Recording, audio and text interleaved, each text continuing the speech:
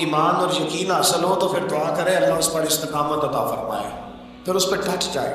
نبی پاک صلی اللہ علیہ وسلم نے فرمایا میں اس بات کا خوف نہیں کرتا کہ میری امت کمزور ہو جائے گی، اس بات کا ڈر نہیں کہ پیسے ختم ہو جائیں، نہ یہ خوف ہے کہ بھوکی مرے گی۔ حضور کس بات کا خوف ہے؟ تو نبی پاک نے فرمایا خوف یہ ہے کہ ان کا یقین کمزور ہو جائے گا۔ یاد رکھیں اگر اعتبار نہ ہو تو گھر نہیں چلتا، تو اگر اللہ رسول پر یقین کامل نہ ہو تو پھر بندہ مسجد نہیں آ سکتا، پھر اس کا دین نہیں چلتا، پھر اس کے لیے مشکل ہے نماز، پھر اس کے لیے مشکل ہے راہ خدا میں خرچ کرنا۔ میرے نبی پاک نے فرمایا یوں نہ کہا کر کہ یا اللہ چاہے تو دے چاہے تو نہ دے، جب مالک سے مانگ تو کہا کر یا اللہ تجھی سے مانگنا ہے، میں لے کے اٹھوں گا، تو مجھے دے گا۔ فرمایا جتنا تیرا یقین کامل ہوگا اتنا ہی اللہ تجھے جھولی بھر کے عطا فرمائے گا۔ کمزور سا مسلمان، لڑکھڑاتا سا مسلمان دیکھتا ہوں کرتا ہوں، اور یہ بھی نہیں دیکھا کرے بھائی ایمان یقین کو استقامت کے درجے پہ لیں، یہ نہ دیکھا کرے کہ وہ کیسے دے گا، وہ کسی وسیلے کا محتاج نہیں ہے، وسیلے کو پسند کرتا ہے، پر وسیلے کا محتاج وہ بغیر وسیلے کے بھی دے دیتا ہے۔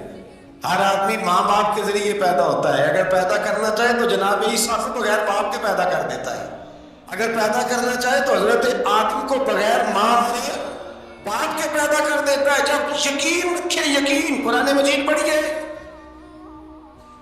حضرت موسیٰ علیہ السلام فرعون کے دربار میں کھڑے ہیں، چار جانب دشمن ہی دشمن ہیں، جادوگر آ گئے، انہوں نے سانپ چھوڑے، حضرت موسیٰ کے ہاتھ میں ڈنڈا تھا۔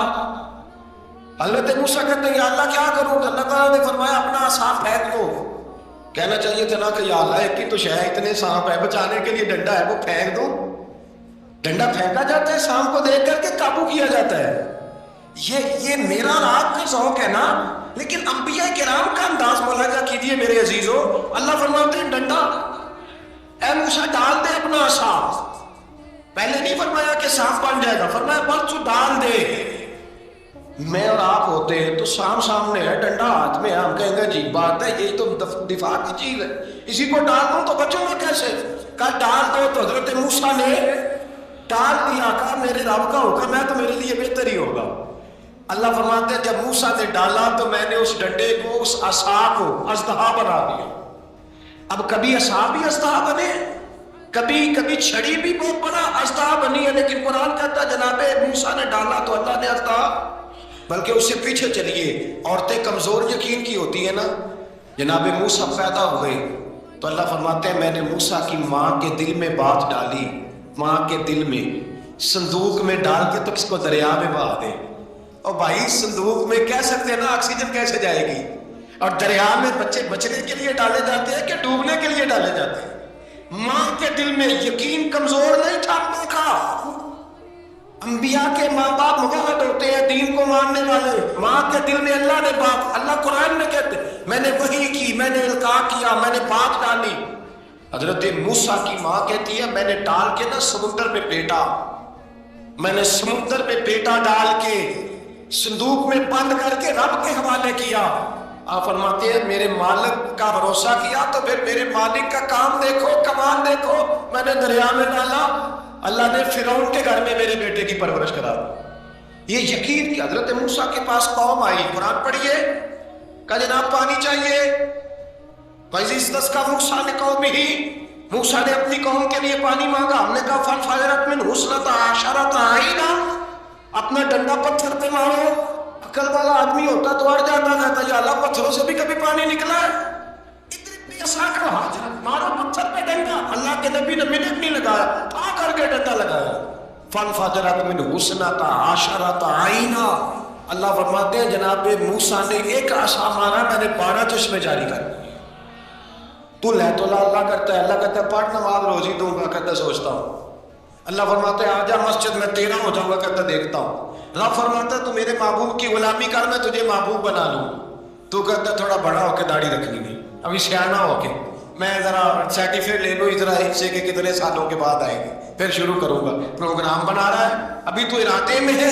اللہ کے پیغمبر کا ڈنڈا، اور اس سے زیادہ آگے بات ہو گئی، پیچھے فوج لگی ہوئی ہے فرعون کی، مجمع ہے، ہزاروں لاکھوں کا لشکر لے کے، تلواریں نیزے، فرعون پیچھے، آگے دریا آ گیا۔ حضرت موسیٰ علیہ السلام کھڑے ہیں، اب کدھر جائیں؟ اللہ پاک نے فرمایا مارو ڈنڈا۔ کہاں؟ پانی پہ ڈنڈا مارو۔ اب حضرت موسیٰ علیہ السلام پانی پہ ڈنڈا مارے تو پانی ابھرے گا، اس سے زیادہ کیا ہوگا؟ پہلے پتھر پہ ڈنڈا مروایا تو پانی نکلا، اب پانی پہ ڈنڈا مروایا، فَإِذْ فَرَقْنَا بِكُمُ الْبَحْرَ فَأَنْجَيْنَاكُمْ وَأَغْرَقْنَا آلَ فِرْعَوْنَ۔ اللہ فرماتے ہیں موسیٰ نے پانی پہ ڈنڈا مارا تو میں نے پانی میں رستے بنا دیے۔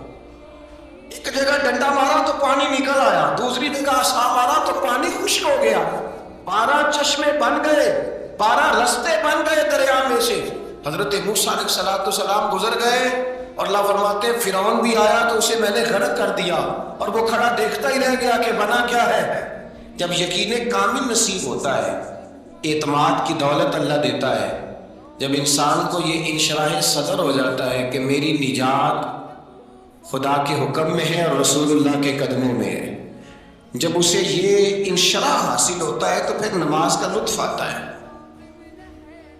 غور کیجیے کیا جملہ کہہ دیا میں نے، پھر اسے نماز کا پھر اسے نماز بوجھ نہیں بلکہ نماز نہ پڑھے تو اس پر بوجھ ہوتا ہے، پھر قرآن مجید اس کی روح کا ساتھی ہو جاتا ہے، پھر عبادات، تقویٰ، پرہیزگاری، پھر وہ ایک سنت کے چھوٹنے پر پریشان رہتا ہے۔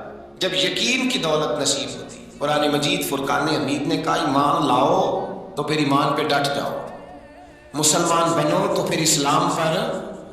پھر یہ جو کمزوری ہے نا، دیکھتے ہیں، کرتے ہیں، چلتے ہیں، ابھی کل ابھی پرسوں بہانے ہیلے، ابھی میں نماز شروع کرتا ہوں دیکھتا ہوں لا الہ الا اللہ محمد رسول اللہ صلی اللہ علیہ، جب کسی نے کلمہ پڑھا تو اس پر پورا دین ضروری ہے، پورا۔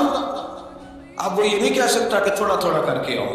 یقین کی دولت نعمت ہے۔ اللہ پاک قرآن مجید میں فرماتے ہیں ان الذین قالوا ربنا اللہ ثم استقاموا، جنہوں نے کہا کہ اللہ ہمارا رب ہے اور پھر وہ اس پر ڈٹ گئے، پھر اس پر وہ کہا تو ڈٹ گئے، کھڑے ہو، نہیں اللہ ہی رب ہے، اللہ ہی دینے والا، اللہ ہی مالک، اللہ ہی ہمارا رازق ہے، رب ہی ہمارا سب کچھ۔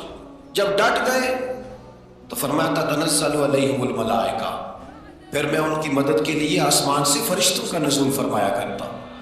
فرشتے کیا کہتے ہیں؟ اللہ تخافوا ولا تحزنوا، غم نہ کرنا، خوف نہ کھانا، وابشروا بالجنۃ التي کنتم توعدون، ہم تو تمہیں اللہ تبارک و تعالیٰ کی اس جنت کی خوشخبری دینے آئے ہیں جس کا رب نے تمہارے ساتھ وعدہ کیا ہوا ہے۔